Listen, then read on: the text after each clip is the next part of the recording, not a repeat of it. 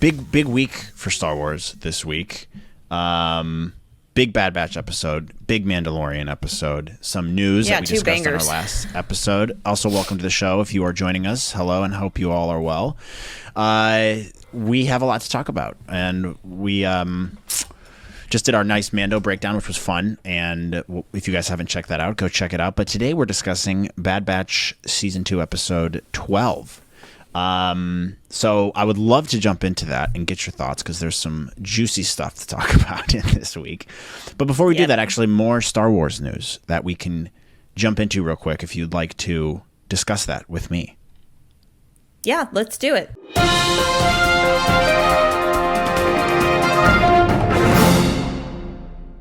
Yes, Star Wars news time. So only two pieces of news on my end, but they are kind of juicy. Number one just came out. I just saw this on Twitter 15 minutes ago or so. The next Star Wars movie is reportedly revealed. I don't know how true this is, but Lucasfilm rumors are out that they have reportedly decided that Damon Lindelof's Star Wars movie will be its next film, releasing in December of 2025. Do we have any idea what that's about? I don't think so. No. I mean, this is big news coming off of the fact that some of the projects have gotten shelved. I think a lot of them have gotten quietly shelved, aka Rian Johnson's Star Wars trilogy. And I think they're gonna play it really close to the chest here. If I had to guess, I would say it has something to do with the sequel universe stuff.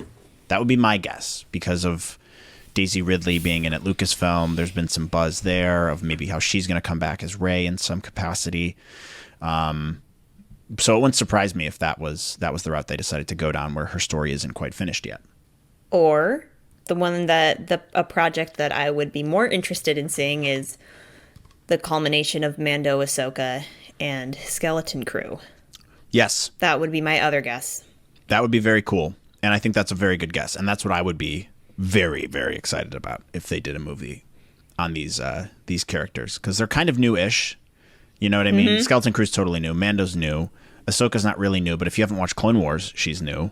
You know what I mean? And so it would be a really logical next step in terms of it'd be a big movie. deal too, because Ahsoka has only appeared in television so far, and she is a big enough character to carry a movie.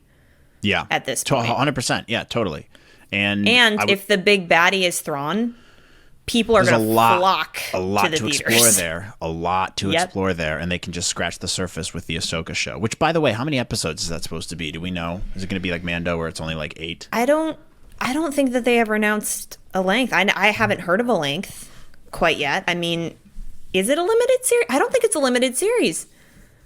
I think they haven't said that. No, they haven't said that. So I don't know. I think what Comic-Con happened in the last 2 weeks, because Ashley Eckstein was asked a question if she was going to have a cameo in the Ahsoka series, and she said, no, not in season 1, but in season 2, maybe.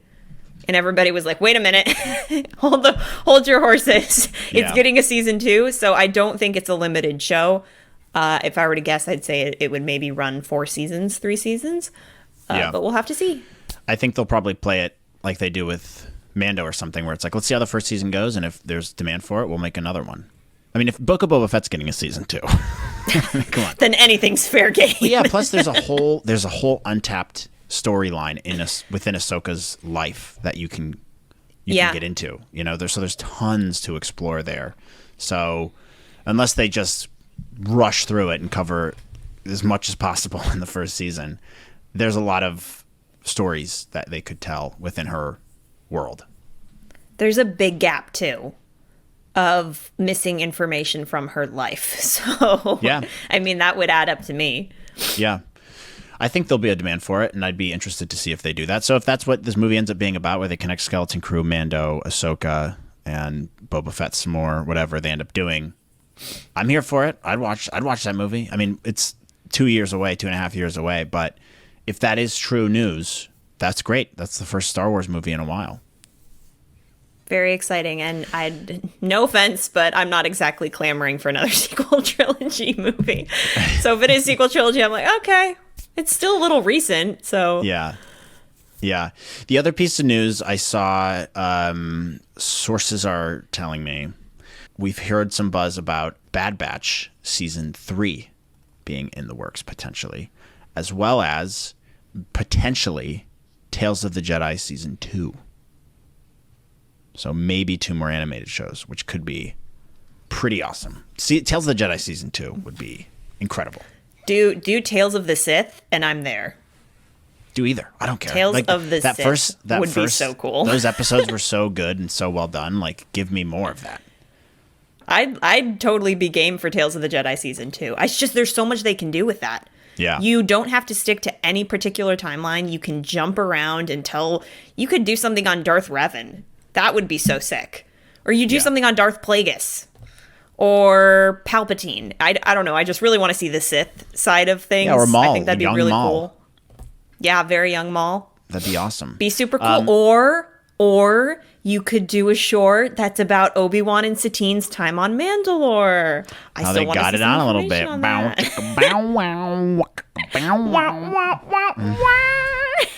So this isn't confirmed. I have no way of confirming whether or not this is true, but it would make sense. I think Tales of the Jedi Season 1 was very positively received, and Bad Batch has been a success. So Season 3 would be great. Also, there is no way in heck they can wrap up the entire story of the Bad Batch by the end of this season. Like, no. They don't have enough time. You and I already kind of talked about that with when we got to the mid-season finale, and like, how much more can they cover? There's too much. Their story's not even close to being done. Like, there's so much more you could do with them for the next 10 years, in their life. Well, if they keep going on these side quest video game missions, then it'll be going on. Yeah, for the next no 10 kidding. years. But I mean, I think that's kind of like Dave Filoni's way of continuing Clone Wars in a way. They didn't want to see an end to that era. And so they want to keep exploring those characters in that world and that way of storytelling and that style of animation. Well, he can also keep getting to tell the stories that he never got a chance to tell before Clone Wars was canceled. There's so many untold arcs, so many untold stories, and animation's a great way to give the full picture. Mm-hmm. And I'm all for adding more little bite-sized stories to just bring the story that much better together, or at least tying it up better together. So I'm game. Let's do it. Star Wars animation's like my favorite thing to come out of Star Wars, so I will never complain if we get more of it. Yeah, same. I would hope that is true, and I'm here for it if that ends up being confirmed. Moving right along, the last piece of Star Wars news I get is a little controversial, and I don't know how I feel about it, and I don't know how true it is either. So again, you have to take everything I say with a grain of salt with all this Star Wars news. A lot of rumors that circulate around, but a massive pillar of salt. A massive pillar of salt. There's a lot that we've reported on though from these rumors that ends up being true. So that's why you tune into the show. You get the news from us. We consolidate it for you, and some of it's ended up being true, and some of it has ended up not being true. But I would say we have a pretty good track record of reporting on stuff that ends up coming to fruition. All right. So this one, I don't know how you're going to feel about this. Apparently, Samuel L. Jackson might be returning as Mace Windu in Book of Boba Fett Season 2. Absolutely not. Bad idea. Bad idea. I'm just going to call it right now. Bad idea. I don't know how I feel about this because on one hand, I love Samuel L. Jackson and I love Mace Windu. He's a jerk. Okay, he adds so much to the Star Wars universe. That character was like such a cool character to add, and the story of how he got the role and all that with the purple lightsaber is also awesome. But on the other hand, it kind of undoes the gravity of the situation in Revenge of the Sith and Anakin's fall. Yes, and I don't know that I necessarily want that. Sometimes it's best to just let sleeping dogs lie or let dead Jedi lie. Look, it's not everybody needs to come back. I know there was a lot of controversy when Darth Maul was resurrected in the Clone Wars, but they ended up making it a very compelling story that tied in very well with how the Clone Wars ended and other character arcs like Ahsoka. Like, we got the Siege of Mandalore, and Maul's writing in that and everything leading up to that point was really, really well done. but I don't think it's applicable to every single character. Is now we're getting to a point where things happen and then like you're undoing the repercussions that they have on the story. Like how you just said, with Anakin killing Mace Windu, that is his first step to really, really becoming Darth Vader. Yeah. And if you take that away from him, you are undoing that pivotal moment in his life where he falls to the ground. He's like, holy shit, what did I just do? And Mace Windu's dead. So I feel like if you do that, you're also kind of training your audience to not take these characters and these stories seriously, because then anybody can be resurrected. Like, I think like once in a while is fine, but if you continue doing it, you are taking away the stakes of your story. Yeah. And I'm not going to find Star Wars believable if this keeps happening. Yeah, I mean, the argument against that is you bring up a good point with the Maul thing. They did bring him back, and they ended up making it work really, really well. So who's to say they couldn't do that again? But however, my counter argument to that would be the difference is they shouldn't have killed Maul in the first place. You introduced this amazing villain, and they killed him in a very final type of way. So him being brought back was awkward a little bit. Initially, you know what I mean? It's like, oh, he got cut in half. Like, how are we going to write our way out of this one? But it ended up being a really good addition and really important, but they shouldn't have killed him in the first place. They should have left it more open-ended with his death in Phantom Menace. And I remember thinking that as a kid, like, why would you kill? He was so cool. He's such a cool bad guy to have, and he's just gone. Yeah. But he's one of the best parts of the Phantom Menace, if not the best part of the Phantom Menace. Now, the differences between him and Mace Windu is that Mace Windu's death is necessary for the story. They didn't make a mistake in killing him, in my opinion. The gravity behind that scene was so powerful when we all first watched it, because you like that guy, but you know that he needs to be sacrificed in order for the story to progress in a logical and necessary way. So I think that's probably the main difference there. Now, when watching, if he does come back in Book of Boba Fett, let's say, am I going to be excited? Like, if I see him, yeah, probably. I'll probably just have a gut reaction of like, oh, this is awesome. Depends on how they do it. They could do it in a really, really good way. But just the idea of it overall, I'm a little hesitant of loving it, you know? See, this to me is the definition of fan service if you resurrect him. Yeah. That's the problem I have with it is, are you really doing this because it's a good story, or are you doing this just because you know you're going to make a big buck because the fans want to see it? And if you bring Mace Windu back, I feel like that is the definition of fan service. Not because there's a good story, because of the part that he played in Anakin's fall. I don't know. It's just, it comes off a little absurd, the whole idea, like bringing it into Book of Boba Fett. Like, to me, bringing in Cad Bane in Book of Boba Fett makes a lot of sense.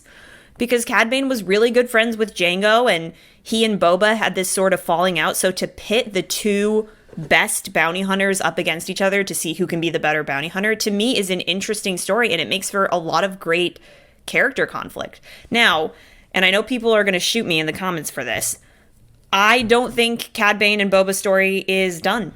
I think Cad Bane should come back and be the main antagonist of Book of Boba Fett Season 2, and they should write a really compelling story, and then you can finish it in any way you want. Just tell a good story with that. But we don't even really know if Cad Bane's dead. I just feel like if we keep doing this over and over and over again, Star Wars is going to become less and less special. You know, it's going to become very mundane now. It's going to be like, oh, nobody can die. Oh, this character's dead, but are they really? And it's just going to make Star Wars that much less unique. And so in that sense, I'm like, oh, please don't. Like, do I feel like they're going to do it? Yeah, probably. But at the same time, like, this is why Star Wars is getting beaten to death. This is part of the problem. Now, this is all worth saying, though, too. We don't know if this is true.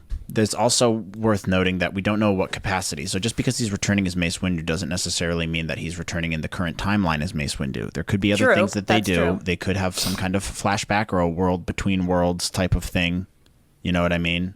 Where they just bring, or you know, if we are doing the Ahsoka show, Clone Wars flashbacks and stuff. Wait a minute. Obviously, Mace Windu's a part of that. So wait a minute. My question for you is this rumor that you read about, is this specific to Book of Boba Fett or in general? Because that changes things. No, it's the rumor is specific to Book of Boba Fett, but it's a rumor. Like it could be maybe whoever reported this or leaked it, whatever.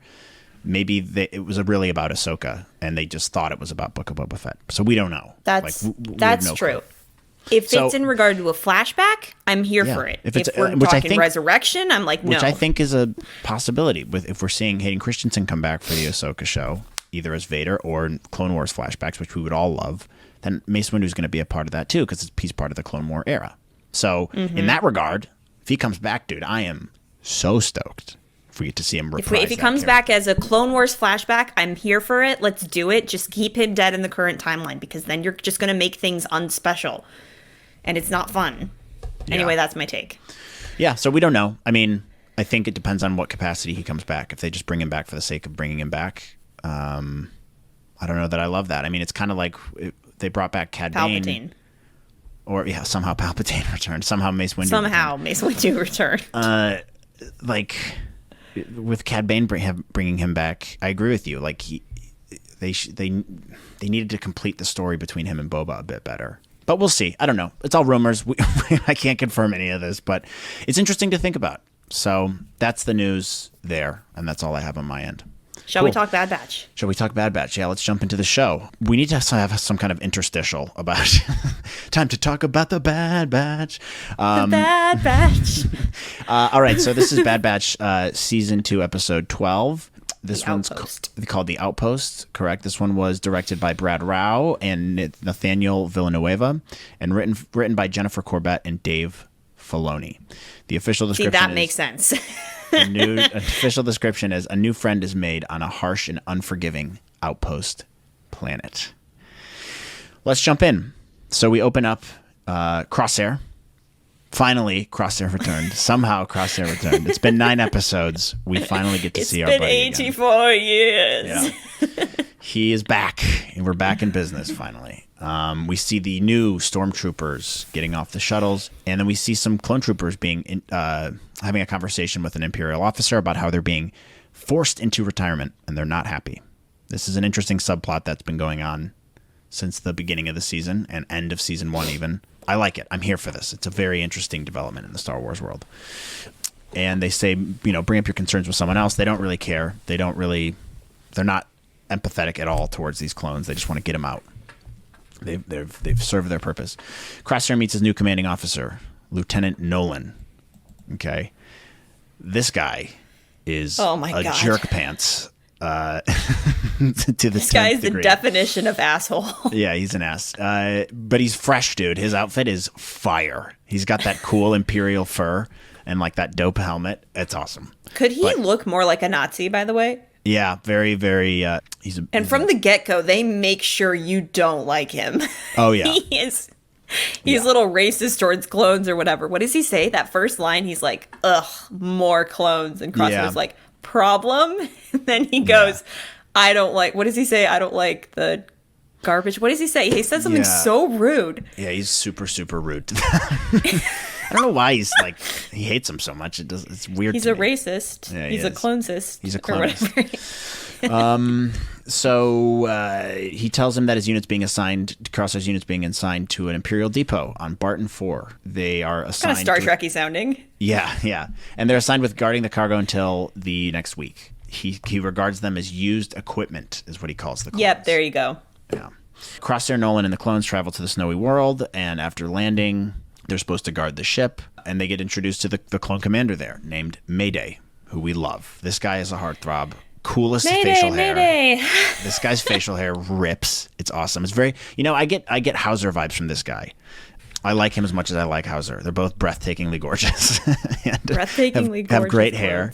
Which, by the way, we never got closure on Hauser. He's just kind of gone. I hope he comes back at some point. Maybe. I really do. I miss him. He's out there. He got arrested. Maybe they killed him. We don't know. But there are a lot of clones out there like Hauser. I like how many new clones we've gotten introduced to. And it's like we don't see them for very long, but they make a really big impact on the story. Yeah. Which is something I've really liked about this season. Guy's one of them. We like Mayday. He's a his cool guy. armor is sick too. His mum, he looks like a mummy. It's hilarious. He's great. I love his design. His beard is like super scruffy, like really, really long.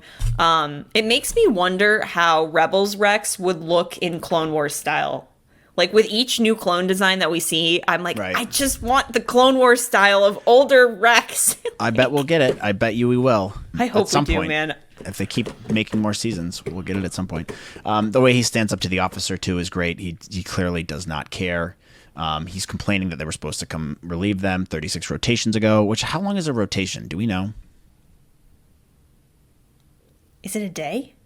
I'm going to look that up. How long is a rotation in Star... Oh, this is the first thing that popped up. It's a day. Okay. They're sort of like a month and a little bit. Asks if they got lost. Nolan is he doesn't want to take this from him. He says, don't blame the Empire. It's our choice, not yours, whatever. He asks about the squad. He says, except most of the unit except for him, Hex and Veach have died. You see the helmets of the fallen squad mates, squad members there. And then they get in a little bit of a tiff. Nolan demands that Mayday treats him with respect, and Mayday's like, you got to earn my respect, brother. Sorry. I loved this. I love that Mayday just takes no shit. And he sasses back and he's like, no, I'm going to put you in your place, sir. Sasses back, questions his leadership and his competence, and he's like, hey, how many missions have you commanded? Yeah, that's what I thought, loser. Love it. It reminds me a lot of Captain Rex when he first meets Ahsoka Tano and she's like, I rank higher than you because I'm a Jedi. And Rex is like, in my book, experience outranks everything. Yeah. And I've always loved that line and how they've brought it back here and there. But it was just nice to see a clone putting this jerk of a guy in his place. It's very satisfying. He does not care. He's had it. So the Mayday signs Hex and Veach, and then to settle Nolan while he speaks with Crosshair. Crosshair's very standoffish, remarks that he finds Nolan unbearable after only 2 hours. Crosshair just quips that he's unlucky when he asks how he got assigned to this. And they exchange names. Crosshair's hesitant to give out his name for some reason. But Mayday wants to be friends with him, clearly. He's curious. He's a nice guy. So he explains they've been attacked by raiders. That's what's happened to their squad. They go outside. Awesome vibes here. Like, cool music. Like, cool cinematography. The pacing here was interesting. Very cinematic, I thought. The whole episode was cinematic, but this was especially cool out there in this Arctic tundra wasteland. Crosshair's asking how they got past the sensors, and he says that the conditions have degraded their equipment. So they've been just scraping by. Clearly the Empire doesn't care about the clones at all. They're not even giving them new equipment or anything. They're just like sitting ducks as they get raided. Something that I liked here that I just want to point out real quick. So like the sound design of the environment was really cool, like the wind howling, especially being able to hear that in your headphones, like you feel very immersed in it. But I also noticed that it sounds like the voice modulation on Mayday when he has his helmet on is very different to the average clone. Did you catch on to that? Because it almost reminded me, it reminded me kind of a little bit of like a video game when you're playing as the character and you can hear the character like talking to themselves like in the helmet, kind of like in Battlefront. I just thought that was cool how it seemed, I don't know what the right description is, but it seemed like that much more detailed and that much more rugged. I think the sound mixing in this episode definitely stood out to me. There's even moments when the lieutenant came in and you hear him walk from a distance and it's echoey, and then the reverb slowly fades out as he gets closer and closer into the screen, and it's not as reverbed anymore because he's not as far away. And like when Mayday put his mask on, I noticed that too. And like just the sound mixing throughout the episode, I love that stuff. Like I love like sound design and all that. So it's just cool to me, like thinking about, all right, these actors have to do it. They send them the sound files, and then there's guys who have to like mix it in so it sounds like it's in the environment. So yeah, I definitely noticed that as well. It was very prominent in this episode throughout with a lot of different features, which we can get into a little bit later with something else that stood out to me. Mayday advises Crosshair not to scout alone because, Crosshair asked about the cargo, but Mayday says he hasn't even bothered to find out, saying it's above his pay grade, which is weird to me. I'm like, dude, I would have snuck a peek. I would have definitely been a little nosy Nancy and looked in and saw what we were guarding, but he didn't even think to do it. So they're talking out there, talking about the dangerous conditions and the threats that are lurking beneath the ice. Clearly a very dangerous planet here. Mayday talks about the indigenous ice vultures, describing them as vicious creatures who he grudgingly admires. This is an interesting part here. Also, their sound design for them was cool. The ice vultures, very ominous feeling here, and symbolism throughout, as we notice with these ice vultures. What do you think that symbolized? The ice vulture. I mean, it could have been. I mean, this is a broader topic, but the first thing I thought of when I saw it was it kind of looks like the Marauder, the Bad Batch's ship. That was my first thought, especially in the end where you see the ice vulture flying in circles around them. If you look at the shadow of the ice vulture, it like looks like the Marauder. Ooh, interesting. So that felt very intentional to me. So maybe it's like the Bad Batch is still on his mind. It's still following him wherever he goes. He can't quite shake it. Yeah, that's interesting. I didn't really think of it like that. I kind of saw it like, but that's a really good point. I think that's definitely part of it because of the shape. Because you see the shadow of it, right? You see the shadow of it a lot. The thing I thought was like vultures are kind of, I mean, in our world, right? Vultures are like loner creatures. They scavenge. They're survivors, very much like Crosshair. You know, he's a survivor. They describe it as like vicious creatures, but you have to admire what does he say? You have to admire their will to survive or something like that. And I thought that was kind of like a, you know, like Crosshair's vicious, but you have to admire his perseverance, I suppose. Yeah, his will to survive. Yeah. So I thought that was interesting. It very could cool. also, when I think of vultures, I think of two things. I think of the Jungle Book and I think of death. Like, aren't they kind of a symbol of death? Yeah. You know, like hovering around their dead prey and then eventually going in to eat it. So maybe it was a symbol also of Mayday's fate.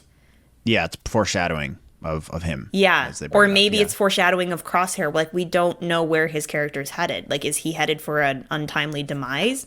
Yeah. So I think we know Dave serves... Filoni loves his symbolism with birds and flying creatures. He absolutely adores it. And if he co-wrote this episode, then you can definitely see the influence here. I think it's a combination of all three things that we're talking about here. I think it symbolizes death. I think it symbolizes the perseverance of Crosshair as a character. And I think it symbolizes the Marauder, the Bad Batch. I think it's all these things. And his need to survive and adapt, because that's what vultures do, right? They're just surviving off the land. So like that's kind of how he sees himself, is he's just doing anything he can to adapt and survive in the new world that he has. Either way, I love symbolism like this no matter what show people are watching. Maybe the vulture is just meant to be the symbol of Crosshair. Yeah. Well, maybe we'll see it again. Who knows? So the two clone troopers are disturbed by Hex. They see the Raiders are coming. Mayday assigns Crosshair with covering the east, where he goes to the west. Crosshair goes to the tower, while Hex relays that the three Raiders are approaching the shuttle. Before Crosshair can shoot the intruders, they blow up the shuttle, and Crosshair's temporarily blinded. But we get to see his expertise here as he recovers quite quickly and shoots a Raider from a distance. However, it hasn't died. He's blinded by fleeing to the mountains. He's blinded by the light. I was going to say he's blinded by the Empire. That's also maybe a kind of symbolism there. Wow, actually, that's a good call out. He's blinded by the old Empire. Okay, the old imp. The old imp.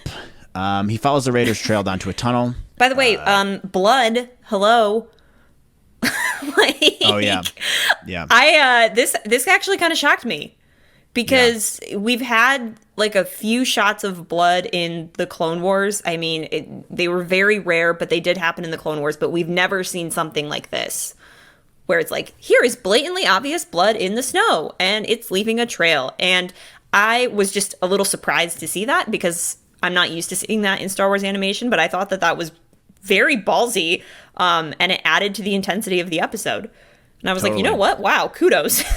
Yeah, very, again, cinematic trail of blood and like just cool. Well done. And so he follows it. We see Crosshair follow it. He goes to an ice cave. I love this line here as Mayday comes up and goes, the Raiders left on a snow skiff.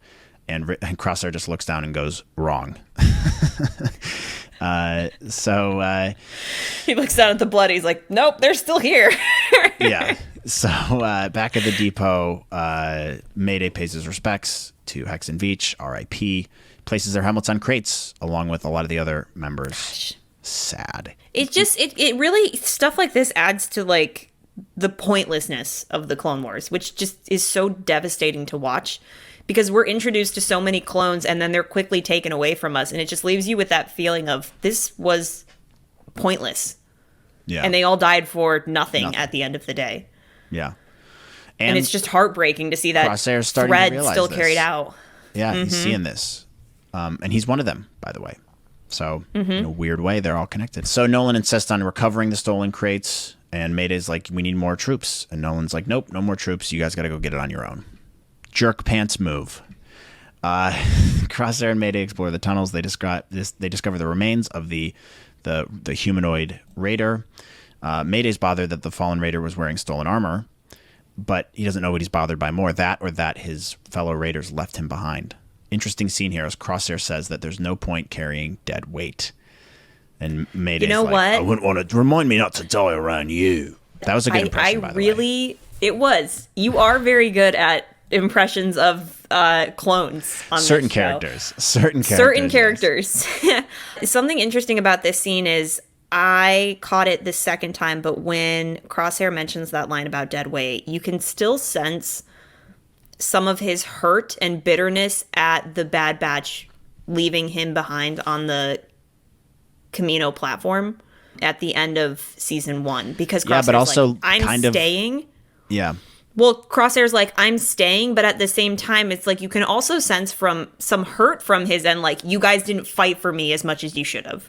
Well, yeah, I mean, it's kind of even the same thing with him when he joined the Empire. He was bitter about that, too. You know, it's like, oh, you just let me go kind of thing. Yeah, and you didn't care. You didn't come back. Yeah, you just kind of just said, and it was easy for you. Yeah. So it's in that way, I felt like Crosshair was referring to himself as the dead weight. Yeah. So I thought that was an interesting... coping with it a little bit, like... Yeah. Like dealing with it.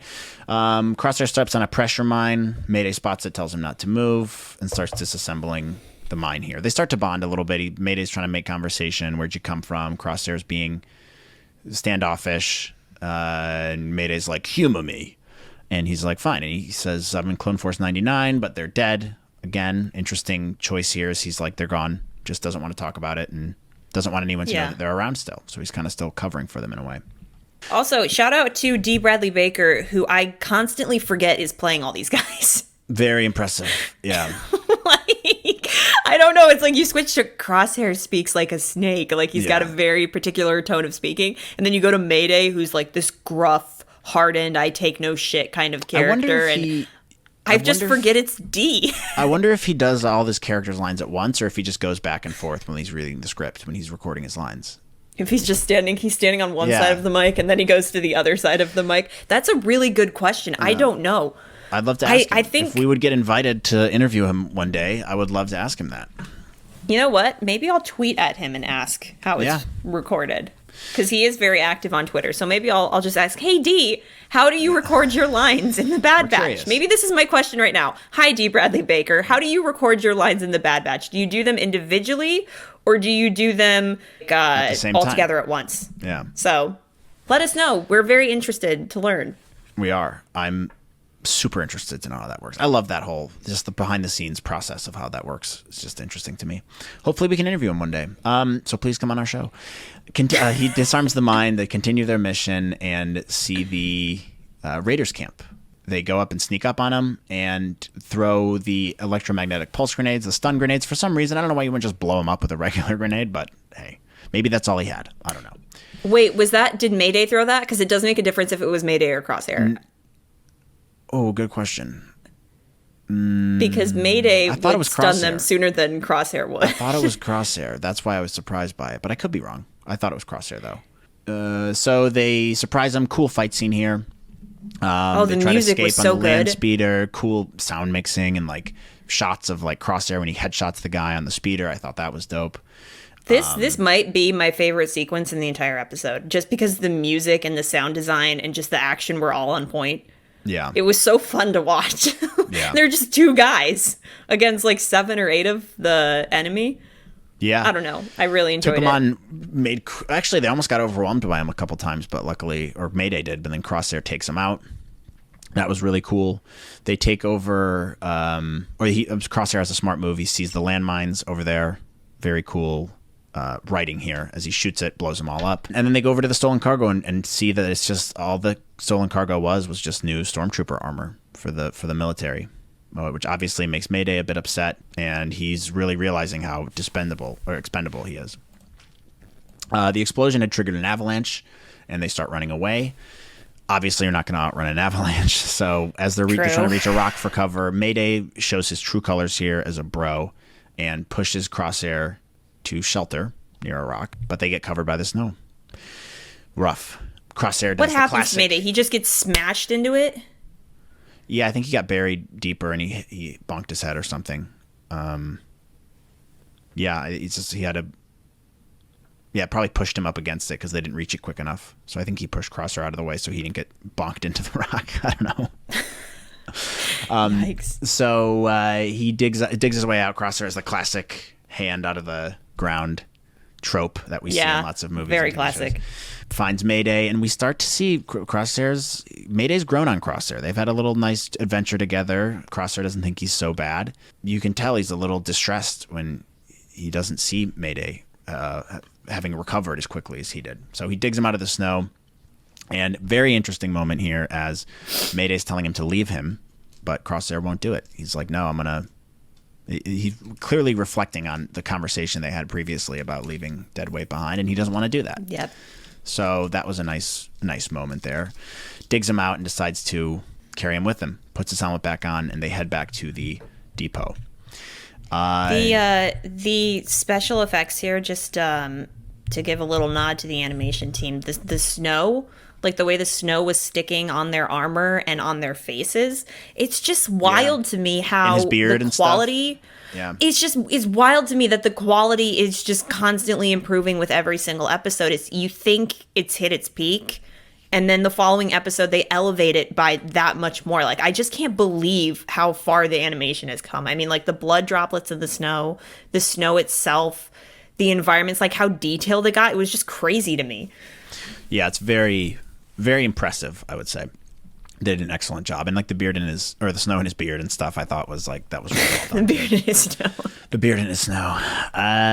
Okay, so then it's a cute moment here. They're snuggling up together to keep each other warm. I thought it was heartbreaking, but one could also call it cute. It was cute. They make it back to the depot, and they see the stormtroopers see Crosshair and a wounded Mayday approaching from the base. And Jerk Pants Nolan comes out. He shows no concern at all. Doesn't really care. Crosshair requests a medic, but Nolan is chastising them for failing in their mission to retrieve the stolen cargo. He refuses to send a medic to treat Mayday. Jerk Pants move, and sad moment here as the time is ticking. They don't get the medic quickly enough, and Mayday sadly passes away. He dies. Nolan is such an ass. Like, I was getting really angry. I've never wanted. I was like, just kill him at this. Yeah. Like, just somebody off him? He's so obnoxious and pretentious, and I mean that was clearly intentional, and they want you to hate that guy, and they make sure that you hate him by the end of the episode. Job. But it's just like, oh my god. Yeah. Yeah, dick move, dude. And we like Mayday too. He was cool, but his sacrifice of him is necessary for the good of the story, for Crosshair's development. So, I mean, we all knew he was going to die. It just was horrible.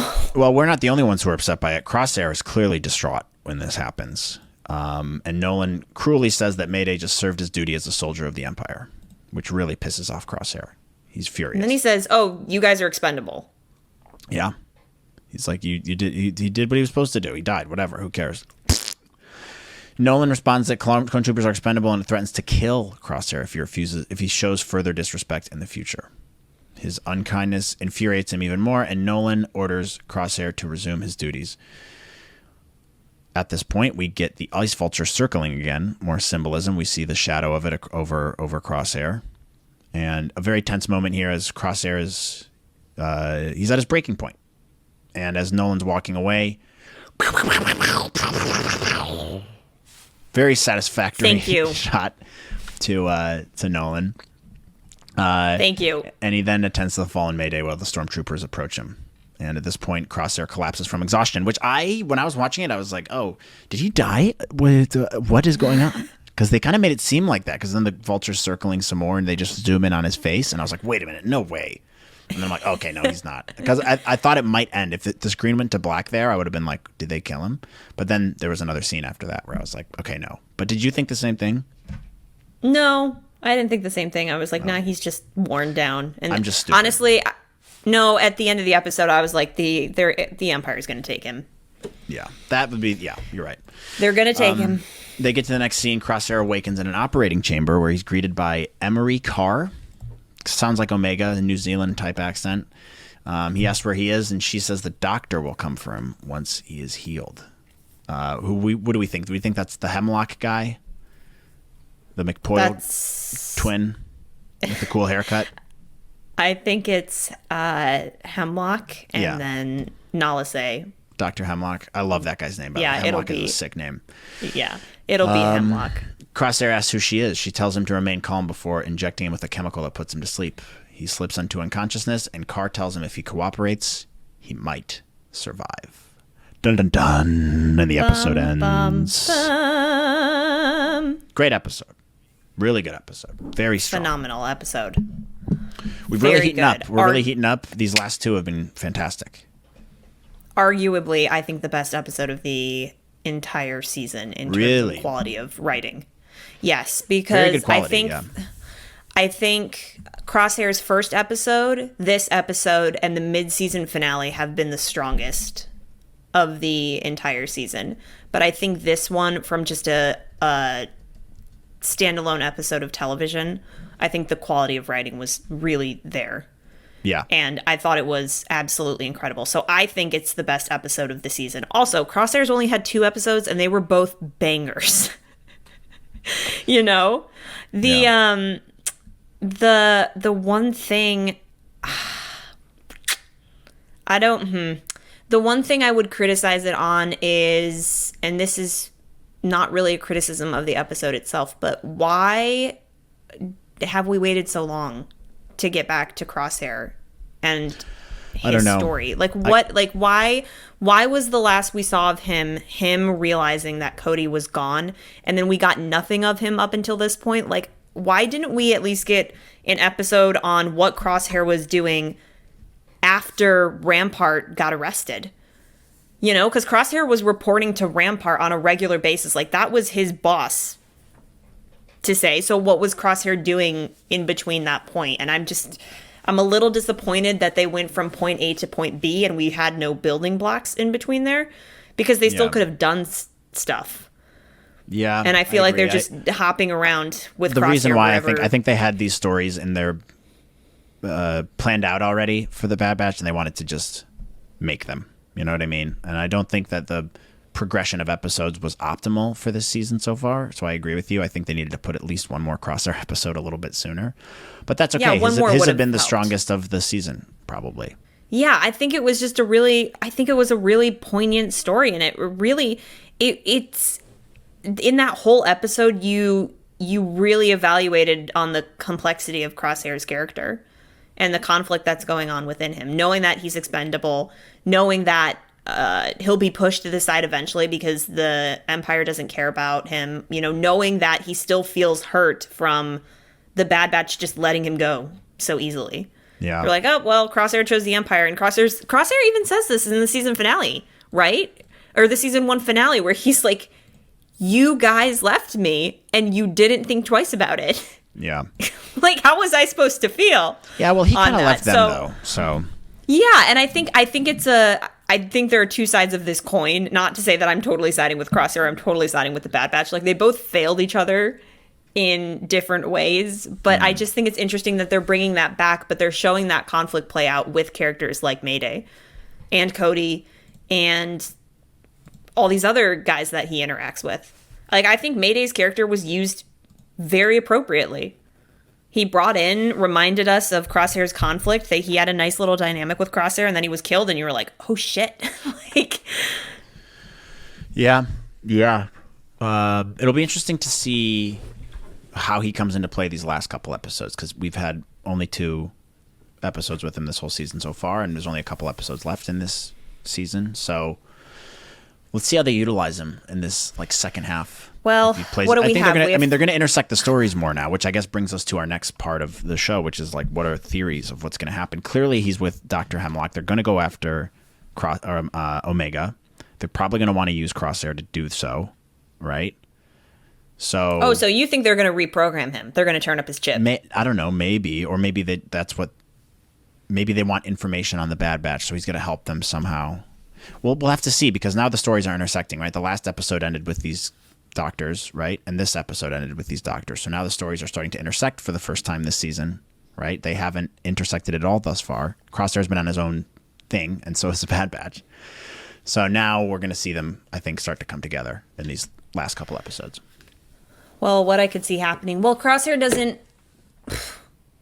Well, let me start over. So Crosshair doesn't have his chip, according to Jennifer Corbett. She said that last season. She said that, yes, he was telling the truth. He actually took his chip out. So there's no chip there to reprogram, unless they're developing some kind of serum that they'd inject him with to make him comply with their orders. No, they're going to, like, get him for information, I'm guessing, or, like, threaten him. You know what I mean? Like, they have him now. Oh, like truth serum him and be like, tell us where the Bad Batch is? Yeah, or torture him or something, a la Echo.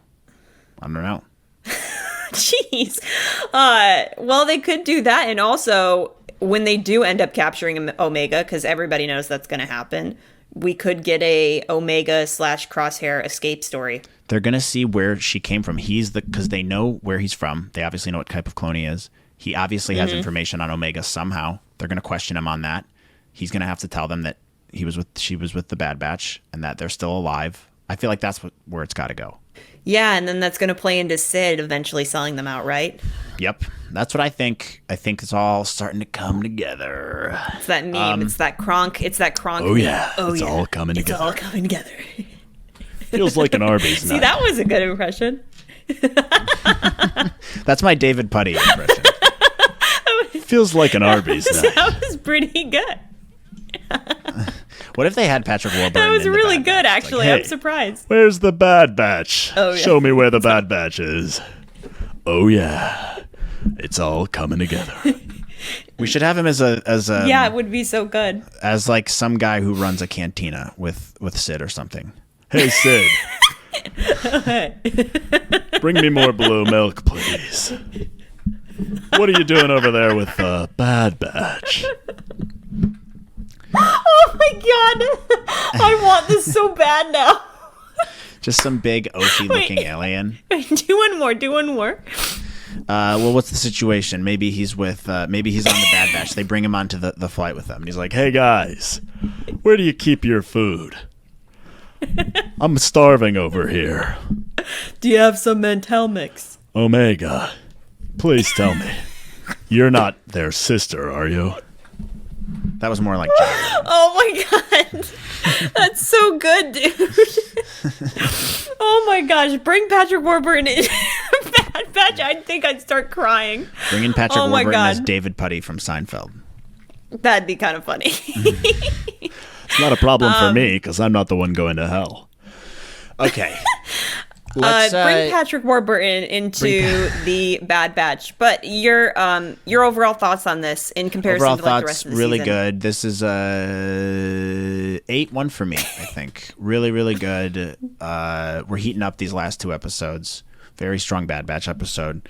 And I thought the symbolism was great. The editing, the sound mixing, how they attach you to a character like Mayday so efficiently and well, even though you only know the character for a short period of time, was really well done. Just good writing, good pacing, good storytelling. Yes, I think that it's very obvious that Dave Filoni was involved with this, as well as Jennifer Corbett with the writing. It felt like the writing in this episode for me felt like it was on an entirely different level than the rest of the season. You know, like, this is what makes the Bad Batch so great. Episodes like this is what makes the series so awesome and worth tuning into, in my opinion. Yeah. It's very impactful storytelling. It's very efficient storytelling, and the phasing out of the clone troopers, just the filling in the gap with that, and then eventually leading into the Imperial era with the stormtroopers, eventually them going into the stormtrooper era, is really great stuff that we've never seen before. And so when the Bad Batch focuses on that and really sticks to that storyline, that's what makes the show so enjoyable for me as a viewer, to get stories like this. And also, it's an interesting commentary on what happens to our veterans, you know? Yeah. Nowadays. You see a lot of that in the undertones of the story. Like, veterans, they serve their purpose and then they're discarded. Like, they did nothing. And so it's just really powerful to see that played out in this type of show. And I just wish we had more efficient storytelling leading up to this point. Like, I'm with you when you say that a lot of these Bad Batch stories are repurposed Clone Wars stories. And I don't have a problem with that, but it just takes down the hype of the show for me. I don't mind when we have 2 episodes like that, but when we have 6 in a row and then all of a sudden we go back to the main story, I'm like, where has this been? Yeah. So that's the only thing I would knock it on for. It's like, I don't understand why we haven't seen Crosshair up until this point. I still feel like there was an episode opportunity where you could fill in the gap of what happened after the mid-season finale. You know? Yeah. Because that would impact him. Yeah. But I digress. All right. So let's jump into our favorite section. Question of the week. Our winner will receive another Star Wars podcast t-shirt. Who doesn't love a free giveaway? And our winner this week goes to Shirley D. Shirley writes, "What an emotional and fantastically written episode. Not gonna lie, I was crying. Seeing that Crosshair was burned in season 1, briefly blinded, and almost froze to death in this episode. Do you think he will sacrifice himself? It looks like he's being held captive where Nala Se's being held. I think he will do something to redeem himself to save Omega and his brothers, and that may mean sacrificing himself." I think it's a good theory. I think that, yes, it's definitely would make the character come full circle to where he's redeemed, but then he ends up dying or something. That would be impactful for sure. And he's obviously now a little disillusioned with the Empire. It's not working out the way he thought it would. And he's having a bit of a moment, a turning moment. If we're looking at it in the context of a potential season 3 happening, I don't know. Because then if we get season 3, it's like, okay, where are they going to take the story for that? Honestly, if I were to pick, I would say that the character that's most likely to be offed is probably Echo, if we're comparing between Crosshair and anybody else. Or maybe both. I don't know, or maybe both. I don't know. I think that'd be a little intense. Don't you agree if they killed off both of them by the end of the season? They're not going to. I mean, but I disagree with you. I don't think they'd kill off Echo. I think he has way more of a story to be told than Crosshair. They clearly have. I mean, they haven't been telling much about him anyways. And I think that this would make sense. They're going to be after Omega. It's a way for Crosshair to show that he still cares about them by sacrificing himself to save her. And then his part of the story can be done. And you can focus on the other members of the Bad Batch and Echo being with Rex and them helping save other people and stuff like that. I think that would make more sense than killing off Echo, for example. Although I don't think it's outside the realm of possibility. I just don't think it's as likely. I mean, you could do a lot of different things. You could kill Crosshair. You could kill Echo. You could not kill either of them. There's a lot of different things to happen. But here's my issue with it. If they do kill somebody in the season finale, it's going to feel a little out of left field for me. At least if they did it with Echo. Like, if you kill Echo at the end of this season, that to me has less of an impact because I don't feel like they've given him the character development to kill him. You know, like, I don't feel like they've had enough consistency to actually have the weight of that impact. At the same time, I think it's very likely that Echo could die at some point.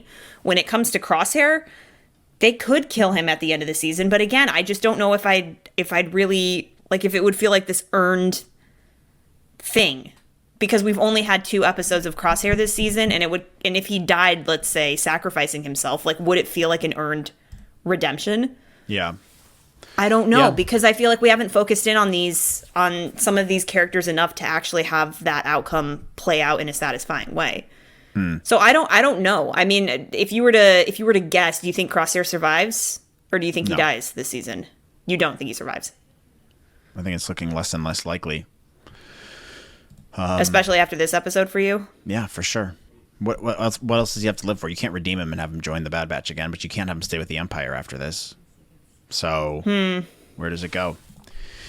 Really good question, though, Shirley. So congrats on winning the t-shirt. Send us your size and address, and we'll get that out to you. And if you guys would like to be entered for a chance to win a free t-shirt, write us in at anotherstarwarspod@gmail.com, or go to our community page and write us a question there, as well as a theory. That's the fun part about this show, is we get to engage with you guys. So thanks for your participation. And also check out our merch shop. If you guys want to buy a shirt yourself, another Star Wars podcast t-shirt, or a Hello There t-shirt, a Filoni Favreau 2024 t-shirt, an Ahsoka t-shirt. Melissa did all these designs and she crushed it. And it helps support the channel, so we appreciate it. If there's other t-shirt ideas you guys would like to see, let us know in the comments, and Melissa can maybe make them. We should talk about some other t-shirt ideas. Someone had a funny idea on my reaction video that said, finally Crosshair's back as a t-shirt. Finally Crosshair's back. I need to make a list of all of these ideas, because people have been spitballing some. I just need to make notes. I'm going to write that one down. Or if you watched our last episode, if you watched our Mandalorian breakdown episode, Do Kajarin t-shirt. Do Kajarin. Finally Crosshair's back, and then you could put season 2 and then Do Kajarin, their unofficial ship name. Yeah. Do Kajarin. But that's it, guys. That's it for this episode. Let us know what your theories are for next week in the comments below, and we can discuss next week on Bad Batch episode 13. It's going to be a spicy ending, I think. Interesting choice of words. A spicy ending. I think I'm still convinced this show is getting season 3. So with that in mind, it just changes my perceptions of how the outcomes of some of these characters are going to turn out. But I think that these last 3 are going to be very plot heavy and very plot focused, which is what I've really wanted to be, which is what I've wanted to see all season, is a bit more plot and a bit more direction. I think these last 3, especially because we know that Crosshair's on Mount Tantanus, and we know that Omega's going to get captured and taken there. So it will be fascinating to see how this will all come together. Oh yeah, it's all coming together. All right, guys, that's it for this week's episode. Thanks for tuning in. Please be sure to follow us on Instagram, Twitter, TikTok at @star_wars_pod, and click the notification bell here. Click like, subscribe, leave a comment, help us boost us up in the algorithm. We appreciate it. Much more content to come, so if you want to be a part of that, you gotta subscribe. And we're gonna keep asking for it until we get 10 billion subscribers. All right. We'll see you guys next week on our Mando breakdown, Mando reaction, as well as our Bad Batch breakdown and Bad Batch reactions. Lots of good stuff to come. We'll talk to you guys later. See you guys later. Bye.